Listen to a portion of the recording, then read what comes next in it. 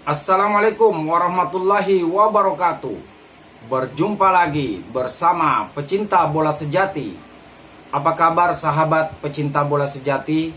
Semoga hari ini kita selalu dalam keadaan sehat walafiat. Hari ini saya akan memberikan video Indonesia satu-satunya negara ASEAN yang berlaga di Piala Dunia U17 2025. Mengikuti informasinya lebih lanjut, mari kita simak videonya bersama-sama. Kurang lebih 4 bulan lagi ajang Piala Dunia U17 akan digelar, di mana nantinya Qatar mendapatkan kehormatan untuk menjadi tuan rumah. Kebetulan Indonesia juga akan mengikuti turnamen paling bergengsi di dunia tersebut. Berhubung turnamennya semakin dekat, maka persiapan demi persiapan terus dilakukan oleh Coach Nova Arianto. Persiapan tersebut memang harus dilakukan karena nantinya Indonesia masuk dalam grup yang sangat sulit, di mana tim Garuda akan berada satu grup dengan Brasil, Honduras, dan Zambia. Salah satu persiapan yang telah dilakukan adalah dengan mengumpulkan pemain keturunan yang bermain di luar negeri. Dari hasil pencarian yang telah dilakukan, setidaknya Indonesia sudah menemukan 9 pemain, yang mana mereka akan diseleksi lagi sebelum skuad final diumumkan menjelang turnamen dimulai. Lantas siapa saja mereka? Berikut ini adalah jawabannya. Pada bulan November nanti, timnas Indonesia boleh berbangga karena mereka bakal menjadi satu-satunya tim ASEAN yang akan bermain di ajang Piala Dunia U17. Sementara tim lainnya seperti Thailand hingga Vietnam dipastikan gagal lolos. Tentu sebuah prestasi yang sangat luar biasa yang ditunjukkan oleh tim Garuda. Prestasi yang sekaligus mengulangi pencapaian pada tahun 2023 yang lalu. Saat itu, Indonesia juga lolos ke Piala Dunia U17. Namun, kelolosan tahun ini bisa dikatakan sangat spesial karena Indonesia lolos berkat kerja keras tim, bukan karena ditunjuk sebagai tuan rumah. Nantinya, Indonesia diprediksi masih akan mengandalkan beberapa pemain lokal binaan sendiri. Mereka adalah Evandra Florasta, Iputu Panji, Zahabi Goli, hingga Mirza Firjatullah. Belum lagi ketambahan satu pemain keturunan yakni Matthew Baker. Beberapa pemain tadi bakal berhadapan dengan 3 tim kuat yang kebetulan satu grup dengan Indonesia. Tim itu adalah Brasil, Honduras, dan Zambia. Tim yang pastinya tidak bisa diremehkan, terutama Brasil yang sepak bolanya memang terkenal sangat bagus. Untuk mempersiapkan itu semua, PSSI langsung bergerak cepat, di mana mereka berencana mengundang beberapa tim untuk bermain di Indonesia. Tim itu pastinya juga menjadi peserta Piala Dunia pada tahun ini. Tim beruntung yang mendapatkan undangan dari PSSI adalah Panama, Tajikistan, dan Afrika Selatan. Nantinya, mereka akan bermain melawan Indonesia. Untuk turnamennya sendiri dinamakan Piala Kemerdekaan dan akan digelar di Medan. Dengan gebrakan yang dilakukan oleh PSSI, yang mengejutkan di sini adalah soal penunjukan Medan sebagai tuan rumah. Sebuah hal yang sebelumnya jarang dilakukan oleh PSSI, karena biasanya timnas akan bermain di Pulau Jawa, entah itu Jakarta, Bekasi, Solo, maupun Surabaya. Mengenai hal ini, Ketua PSSI yakni Erick Thohir kemudian memberikan alasan mengapa dirinya menunjuk Medan sebagai tuan rumah Piala Kemerdekaan. Tim nasional ini milik masyarakat Indonesia, tidak hanya Jawa sentris. Apalagi pemerintah sudah mulai membangun banyak stadion di daerah-daerah. Kan kita mesti apresiasi pemerintah.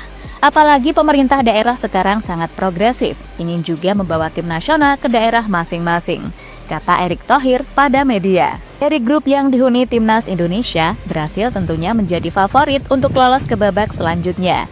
Hal yang sangat wajar, karena mereka pastinya memiliki banyak pemain berkualitas hasil binaan sendiri. Namun soal itu langsung mendapatkan tanggapan dari pelatih Brasil U17, yakni Dudu Patetusi. Menurutnya, saat ini sepak bola global telah berkembang dan bisa saja peta kekuatan akan segera berubah. Kami menghormati hasil drawing dalam kelompok kami. Sepak bola telah mengglobal dan semua negara berkembang banyak, terutama di akar rumput. Kami akan melanjutkan persiapan kami dengan latihan dan laga persahabatan, kata Dudu Patetusi pada media.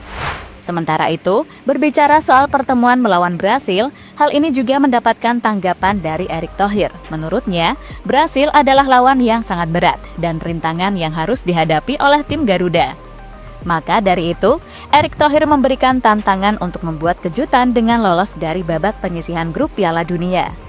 Iya, dulu kita di Piala Dunia U17 sebagai tuan rumah, lalu alhamdulillah lolos Piala Dunia. Kalau ternyata Coach Nova dengan pemainnya bikin kejutan, lolos dari penyisihan grup, alhamdulillah. Tetapi, semua itu tentu ada tolak ukur dan hitungannya, kata Erick Thohir, dikutip dari Kompas. Piala Dunia sendiri adalah turnamen bergengsi, dan semua tim pastinya akan mengirimkan skuad terbaiknya. Hal inilah yang harus diwaspadai oleh timnas Indonesia jika lawan yang mereka hadapi tak akan mudah. Maka dari itu, sebuah gebrakan langsung dilakukan oleh PSSI. Gebrakan yang dimaksud adalah dengan mendatangkan 9 pemain diaspora baru. Mereka adalah pemain yang mayoritas tengah menimba ilmu di Eropa. Pemain-pemain itu adalah Vaiki Muller, Floris de Pachter, Noah Pohan, Jona Gaseling, dan Destin Hoop. Mereka ini adalah pemain diaspora yang lagi bermain di Belanda. Kemudian ada satu pemain yang menimba ilmu di Australia bersama Sydney FC, yaitu Isaac Jacob. Satu nama yang berkarir di Italia adalah Lionel De Troy di US Città di Palermo. Lalu 2 nama yang membela klub Norwegia yakni Azadin Ayub dan Nicholas. Jika ditotal semuanya menjadi 9 pemain. Soal pemain diaspora tadi semuanya belum tentu bisa langsung berkumpul. Hal ini dijelaskan oleh Nova Arianto sebagai pelatih. Pelatih kelahiran Semarang itu juga mengatakan jika pemain diaspora timnas juga akan mengikuti seleksi untuk menentukan skuad final di Piala Dunia nanti. Kalau turnamen sebenarnya belum menjadi skuad akhir ya, karena ada beberapa pemain diaspora yang seharusnya bisa masuk di tim kami di Piala Dunia, tetapi belum bisa hadir karena sekolah. Kita masih menunggu situasinya, termasuk Mike, kiper yang bisa kita lihat situasinya. Tetapi, memang itu belum menjadi skuad terakhir kami menuju Piala Dunia.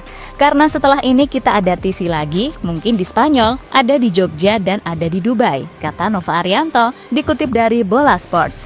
Tak hanya skuad timnas senior yang mampu menembus babak ketiga kualifikasi Piala Dunia. Kini timnas U17 akan juga bermain di ajang Piala Dunia.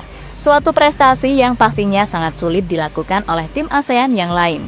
Maka hal inilah banyak pengamat menilai jika Indonesia mampu menyelamatkan muka ASEAN di ajang sepak bola. Karena dalam beberapa tahun terakhir, tim Garuda mampu menunjukkan hal-hal yang sulit ditunjukkan oleh tim ASEAN. Jadi itulah kabar terbaru dari timnas U17 yang beberapa bulan lagi akan bermain di ajang Piala Dunia.